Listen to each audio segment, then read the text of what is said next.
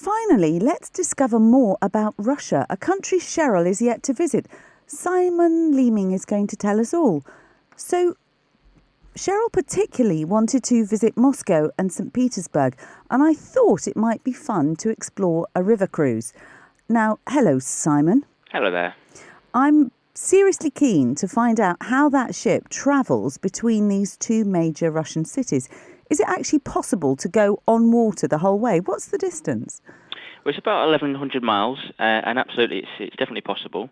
There's a series of rivers that traverse the country in a large circle. So while people obviously think of there being the Volga through the heart of Moscow, there's actually also the Svir and Neva rivers, and then a series of great lakes, vast, large, open, beautiful lakes, Lake Ladoga, Onega, White Lake and Rybinsk Reservoir. And you flow from St. Petersburg to Moscow or vice versa using those rivers and lakes. Gosh, quite exciting then. So it's not boring. It's not at all. I mean, there's a different water scenery as well as the land. It does. It certainly changes quite a lot during the course of the cruise. It's obviously such a long one. Oh, yeah. 1,100 miles. I mean, that's a long of a flog. There's also a series of 18 locks, so it provides the ability to regulate the water levels, so you're not going to be stuck in any place in particular. Gosh. Oh, I like the idea of that. Now, you know, obviously a fascinating journey, and there are the joys of Moscow and St. Petersburg at either end. But what happens in the middle? I mean, I've got visions of miles and miles of birch forest and not much else. Well, what is also forest, we actually have a wide variety of things you can see and do along the way. So, as well as forest, there's traditional Russian life going on by the banks of the river, wide open expanses of land, and then there's also a very large selection of cities along the way, from Kizhi, which is an island in the middle of the river, famed for its wooden architecture. It's actually a UNESCO World Heritage Site. Well. And known for its distinctive Transfiguration Cathedral. Okay. Absolutely fantastic wooden-built cathedral. Everything on the island is wooden. And then there's also the Golden Ring cities. Yes, now, I've heard quite a lot about those. Why are they called Golden Ring cities? Well, it's a ring of ancient cities northeast of Moscow, which really developed as a trade route many, many years ago, and are also famous for the grand ornate churches and cathedrals of the Russian Orthodox Church, and actually developed the religion. So there's actually 8 cities in all. Our cruise visits 3 of them. And they're fantastic ornate churches on the way with great history and culture. It's certainly a joy to witness. I mean, it does seem, you know, in the last, 20, 25 years, that no matter what happened during the Soviet time, it's a vast country absolutely brimful of culture, of art and of history. Yeah, there certainly is. Yeah, it's a lot. And they're keen to show it. They really are very keen to show it at the moment as well, and it's certainly proving to be popular. And it's one of the rivers that's grown tremendously over the past few years, and there's now a lot more of the river cruise lines trying to get a piece of the action. It's a fascinating place to go and see. And is there any kind of problem with language when people are off exploring? I mean, I know, you know, on a river cruise they tend to go on excursions, but can people go off and wander on their own, or is that not particularly advised? You can do. In several of the destinations, as with a lot of river cruises, you're docking right in the heart of some of these towns. So if you want to, you can go off and explore at your own leisure. And whilst English isn't widely spoken over there, there are several people out there who will be able to speak, and the crew, in particular the ones who are public-facing, are very good at English. We'll have an English tour leader on board, and they can offer advice as to where to go, who to speak to, and what to go and see if you want to go off separately from the excursions. However, one of the highlights of this cruise is that we actually include excursions in most of the cities along the way. So whilst it's great to go off and explore at leisure, and there is time to do that, it's really recommended to go off and see the excursion with our tour leader. Well, then you don't miss anything, do you? I mean, yeah, exactly. My great thing is I can always remember going to Athens and spending quite a lot of time in British Home Stores and Marks and Spencer's a few years ago, which, you know, is not probably the point of going to Athens, is it? No, of course, CNA, because yes. I'm sure many of our customers probably missed that. Yeah, true. St. Petersburg, I know, is a city worth visiting more than once. It's got so much to see. It's got the Hermitage, the Winter Palace, and St. Isaac Cathedral. I mean, what do you like to do there? Well, the highlight here is really the canals, and obviously being known as the Venice of the North. The city is packed full of canals with backdrops of grand onion-domed churches and cathedrals. So obviously people know Venice as being, the Grand Canal and lots of little canals with the backdrops of St. Mark's Square and the San Salute. And St. Petersburg is very similar. It's experience of life on the canals, and you can join an excursion to go and see that.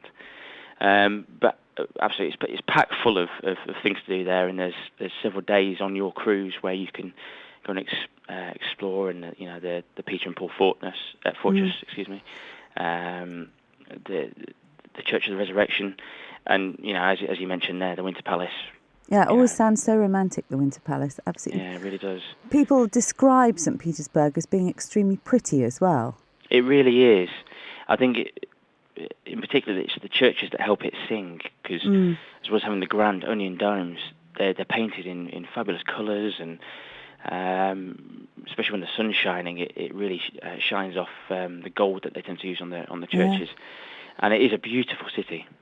Well, I'm convinced. Now, what about Moscow? I mean, we've got a real feast here for history buffs. We've got Red Square, the Kremlin, and more countless cathedrals. Do you have a favourite place in Moscow that shows it at its best? Well, obviously the Red Square is an absolute highlight and not to be missed. But there is a range of other things to go and often explore. One of my highlights is actually going off to see the metro system. Now, If you don't think it sounds like it's going to be that exciting, but the metro system in Moscow is absolutely incredible with its architecture and art and style down on the underground. It's beautiful. So it's not Earl's Court on a wet Tuesday then? It's certainly not Earl's Court, no, and it's not Covent Garden with all its steps. It is.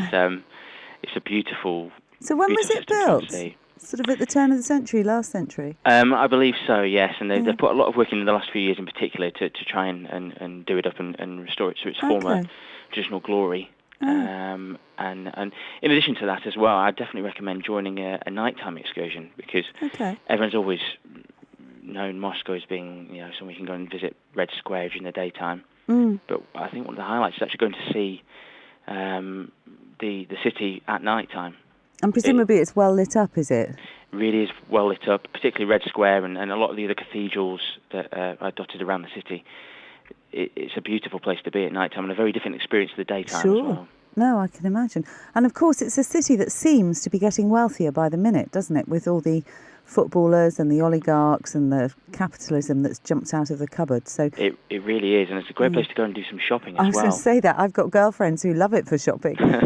Yeah, sure excellent. You do. Yeah. It's a wonderful place to go, and as you said, there's lots of money in the city now, and actually a very safe place to be as well. Yeah, a real change. I first went there in 1982, and I was quite nervous, but I know that's all changed now. Things have definitely changed, yeah. It is a wonderful thing to be able to actually visit all these places on a cruise, and there's huge pleasure in just unpacking the wants. You kind of get to make your own nest in the surroundings of a very comfortable ship. You can, of course, enjoy most of your meals on the ship, which sort of takes away that slight apprehension of eating in strange places. Yes. But off you go during the day and at night, and have a wonderful experience. Absolutely, and it's probably the only way to really see so many Russian cities in one go, because most people obviously go to Moscow and St. Petersburg, and there's a variety of other trips you can do to the country. The rail system tends to go mainly between Moscow and St. Petersburg for those kind of tours, but this is just such a great way to see the country, and as you say, from not having to unpack your bag each day and then explore a new city by coach, you're cruising into the heart of town and going off and seeing some wonderful places. And coming back to know that the shower works, I always find that such a bonus, isn't it, when you've had a hard day trotting about. No, absolutely smashing. Well, Simon, thank you so much. I mean, for someone like me, I'm a geographer, I'm a real culture vulture, so Russia sounds perfect. I have to say, when I first went there, I didn't go any further than Moscow at all. And it's the same with most people as well. And I definitely recommend going off and joining a trip like this to go and see a few more places. Well, I like the idea of the Golden Ring. You've got me there. Yeah, definitely. Thank you very much indeed. You can find out more about the tours that we've been talking about, and the cruise particularly, at www.archersdirect.co.uk. My thanks to all my guests today, especially Cheryl Baker for sharing the holidays of her lifetime. And of course, thanks to Sandra, Chris and Simon. I just can't decide where to go next. Or perhaps I should try them all. We're here on the wireless from Age UK in partnership with Silver Travel Advisor, the website that provides personal advice for mature travellers.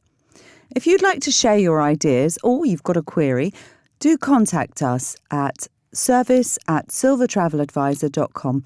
We'd be delighted to hear from you. Until next time, it's goodbye from me, Jennie Carr of the Silver Travel Show. Happy travelling.